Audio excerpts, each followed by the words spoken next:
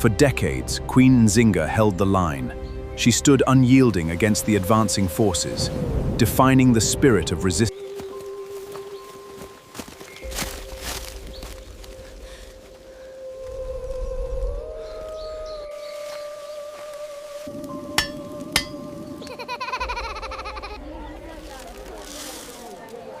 Most wars are remembered for a single battle, a famous victory, a crushing defeat, a decisive turning point. But Queen Nzinga's war was different. It was not fought over days or months. It lasted for decades. It became a contest of endurance, of patience, of determination. The Portuguese still believed that time favored them. Every year they expected resistance to weaken. Every campaign they assumed would be the final one. But each time they advanced, Queen Nzinga adapted. She no longer thought like a ruler defending a kingdom. She thought like a strategist defending an idea. The idea that her people had the right to determine their own future. This changed everything. She strengthened Matamba into more than a refuge. It became one of the strongest kingdoms in Central Africa. New villages were established. Trade routes expanded. Blacksmiths forged thousands of spearheads, shields, and farming tools. Markets flourished despite the constant threat of war. Fields were cultivated. Families rebuilt their lives. Children were born into a kingdom that refused to disappear. May the harvest bring abundance to every home. Your strength is the heart of our people. Together we will see our land flourish. For Queen Nzinga, this was as important as winning battles. Because a nation cannot survive on war alone. It must also survive through hope.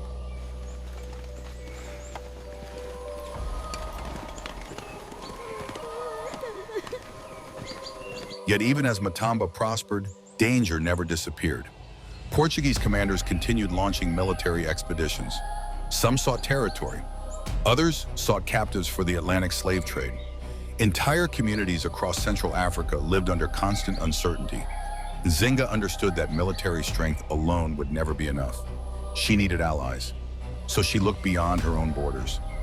Messengers traveled across rivers, forests, and mountains carrying gifts, letters, and proposals. She strengthened relationships with neighboring African rulers. She welcomed refugees fleeing violence. Skilled warriors joined her armies. Experienced advisors joined her court. Matamba became not only a kingdom of resistance, but a kingdom of opportunity. People who had lost everything found a new beginning under Nzinga's protection. This increased her influence. It also increased Portuguese concern. The longer she remained independent, the more she inspired others. Stories of Queen Nzinga spread far beyond Angola. Merchants carried her name into distant markets. Travelers spoke of a queen who outwitted generals. Missionaries described a ruler of remarkable intelligence. European officials wrote reports expressing frustration over her resilience. Some admired her diplomacy. Others feared her determination. Few underestimated her anymore. Years passed. Some of the soldiers who had first marched against her grew old. Some never returned home. Yet Queen Nzinga remained on her throne. She continued leading councils, reviewing military reports, meeting foreign envoys, inspecting villages, listening to her people. Age brought experience, not surrender. Her greatest weapon had never been her spear. It had always been her mind. She knew when to negotiate, she knew when to fight, she knew when to wait. And perhaps most importantly, she knew that survival itself could become victory. Eventually, the endless conflict began exhausting both sides.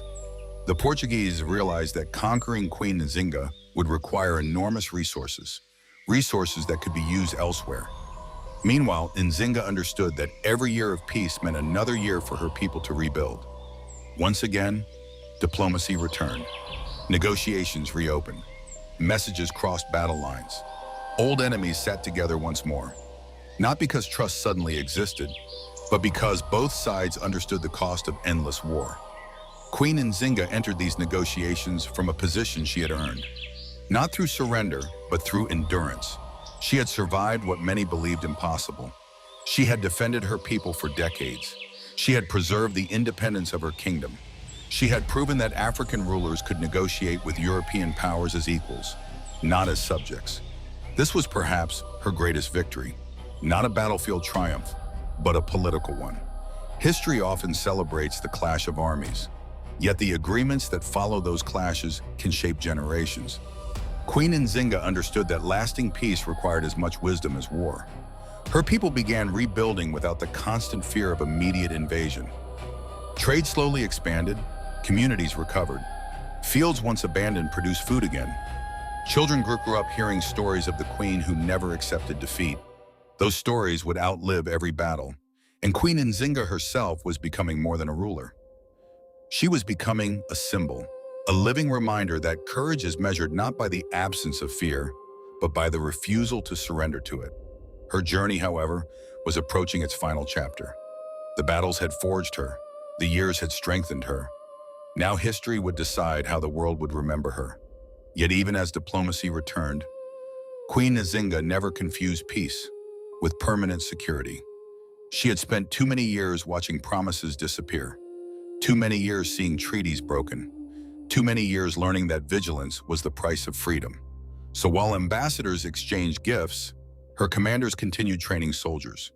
While merchants reopened trade routes, blacksmiths continued forging spears.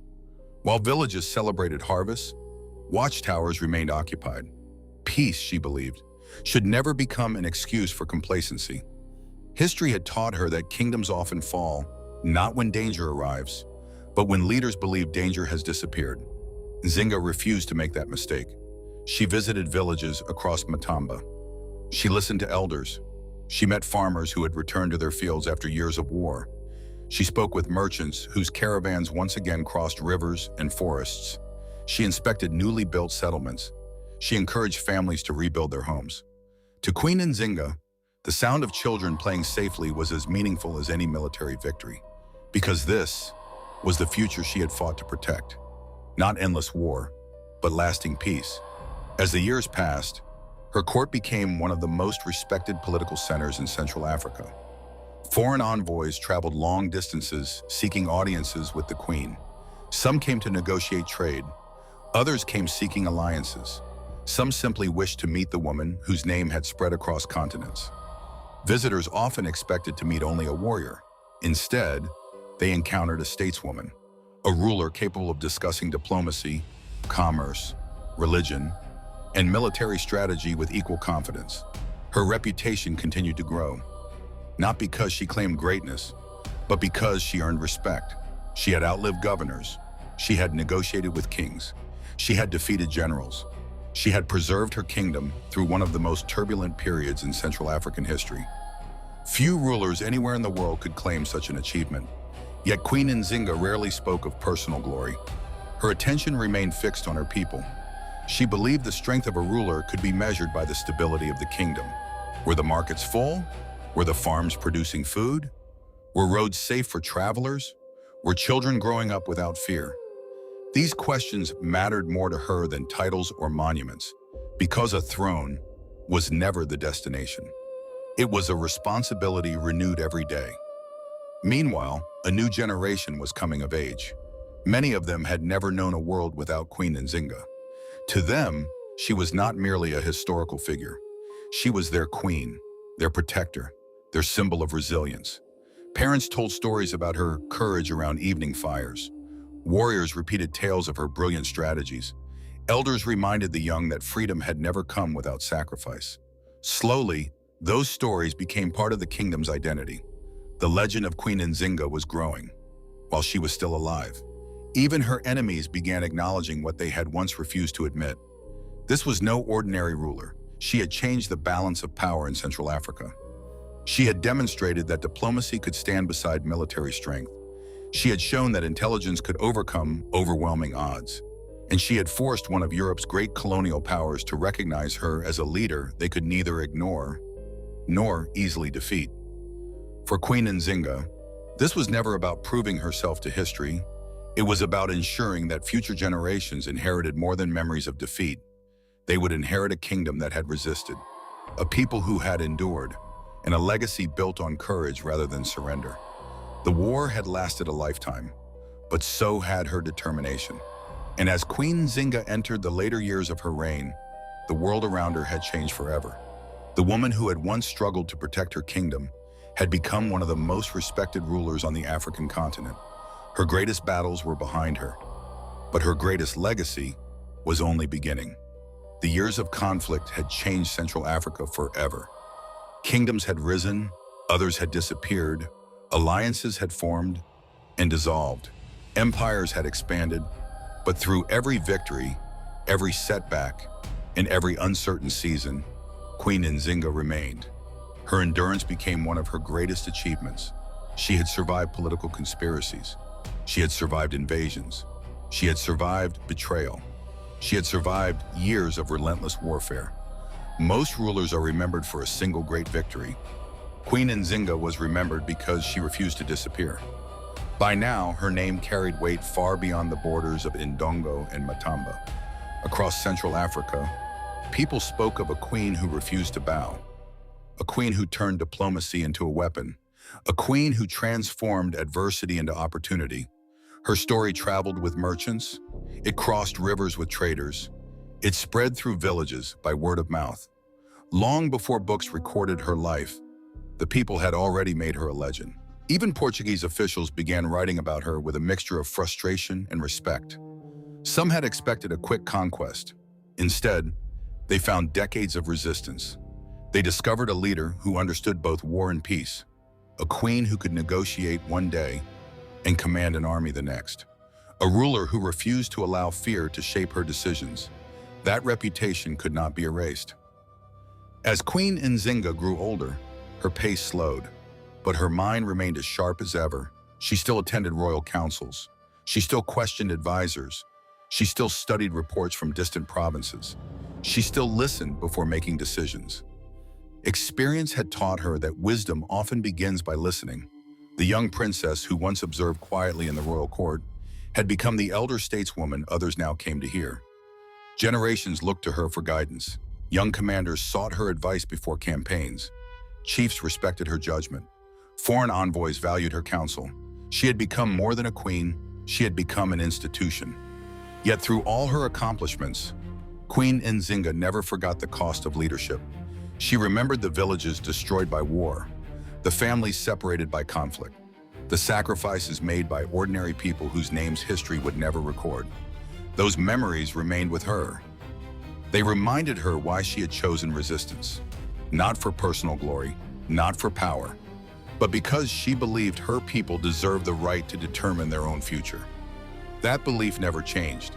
As the sun began setting on one of the most extraordinary reigns in African history, Queen Nzinga could finally look upon a kingdom that still stood. It had been tested, it had suffered, it had endured, and it remained free. For many rulers, that alone would have been enough. But Queen Nzinga's greatest achievement was not simply preserving a kingdom.